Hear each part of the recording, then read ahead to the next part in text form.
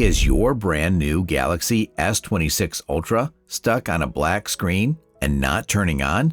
Stop before you call Samsung support or take it to the repair shop and try these tricks, which fix 90% of any system freeze issues. If you've tried pressing the power button and the phone didn't turn on, first plug the phone into a charger and just leave it there for at least 30 minutes. Do this even if you're not sure whether the battery is drained or not. If you don't see any charging sign on the screen, keep the phone plugged in and try a force restart. Press and hold volume up and the power button together, or volume down and the power button together, and keep holding for several seconds to see if the phone responds.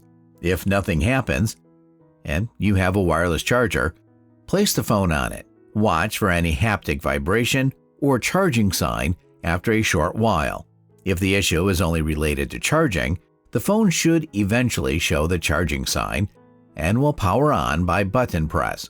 But if it still doesn't turn on, it could be a system freeze.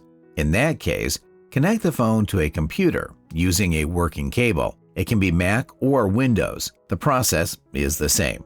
Now, press and hold volume up and the power button together.